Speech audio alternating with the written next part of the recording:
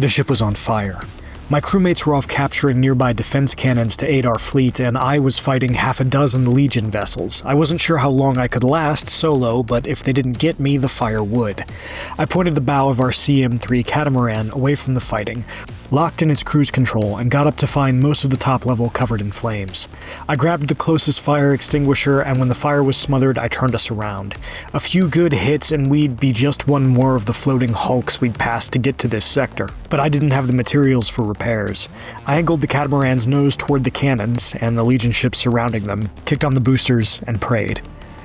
Jump space excels in the moments where you and your crew are surviving by the skin of your teeth, putting out fires, repairing damaged thrusters, making ammo as fast as your weapons can fire it, and fighting attackers that have just jumped in to ruin your day. The successes are exhilarating, the failures memorable, but like a run that ends early and leaves you wondering what might have been, the limits of the early access version become apparent on almost every mission. There's no doubt that the potential is here, it's just a matter of if it will be reached and how long it'll be till then. For now, jump space is definitely worth at least a short trip through the stars.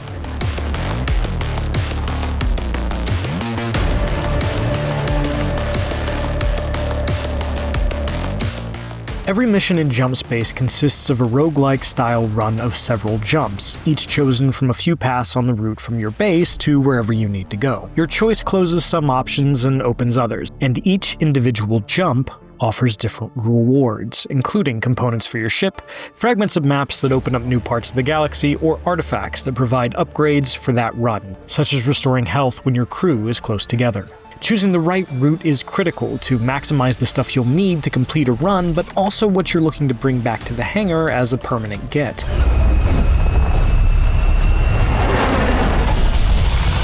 Each jump brings its own trials, whether you're navigating the wrecks of other ships, avoiding a solar flare from a nearby star, or simply exploring an uninhabited sector and scavenging the floating hulks around you for supplies before moving on. The joy is in the act of launching out of your ship into the unknown, flying through space under your suit's power, using your grapple to pull yourself to a nearby buoy, or boarding a ship after you disable it. Mastery allows you to flow from on-foot combat to zero-G flight to piloting your ship or manning its guns smoothly, but there's also something relaxing about scouring a floating wreck blessedly free of evil robots too, or sharing a pizza you made in the ship's food processor with your crew. Jump Space is an interactive chat room, an excuse to hang out with friends while enjoying a fun little space-themed co-op game. However, things go from Futurama to Battlestar Galactica when the Legion shows up. Most Legion ships, aside from the missile barraging corvettes or the what just hit me snipers, are easy to deal with individually, but the challenge comes from their numbers. On foot, things are harder, whether you're dodging the small spider bots that scurry up to you before unleashing their flamethrowers, or the floating bots that pepper you from range with missiles, and everything from the bipedal walkers to the spider tanks in between. Despite how much more difficult the on-foot missions can be, though, they're not necessarily more engaging. Movement options aside, which aren't always available because you need either a point to grapple to or a place where you can engage your suit's jet drive boosters, Jump Ship is a pretty standard shooter with pretty standard weapons.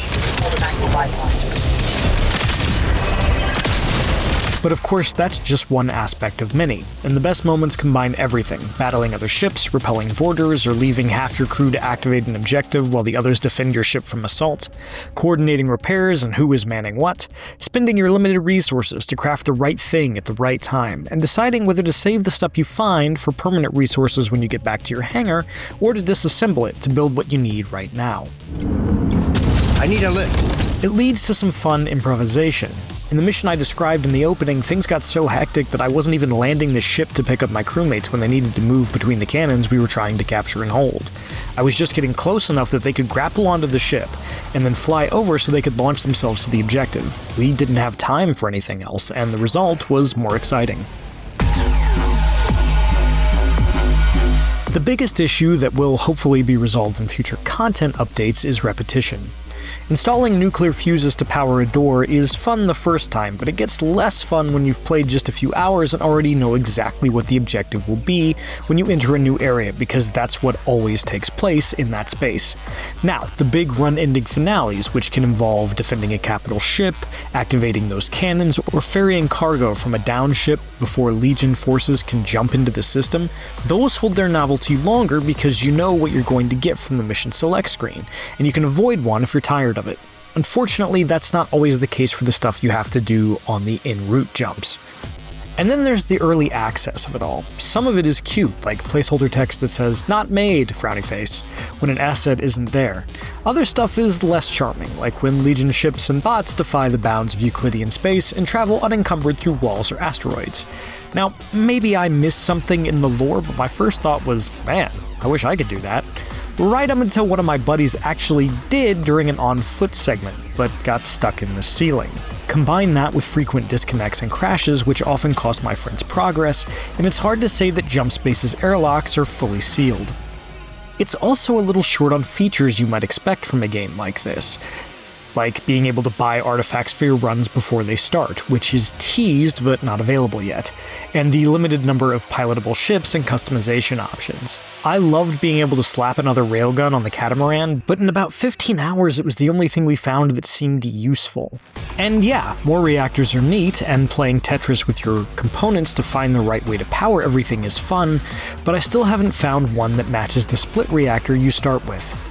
Even the second ship you get, the smaller, faster DT-4 Dart, feels lesser than the catamaran. I understand the appeal for teams of 2 or solo players, but as far as we could tell, it was lacking basic things like an ammo refill station, and walking around the outside of the ship was essentially impossible, which is a problem when you need to fix something.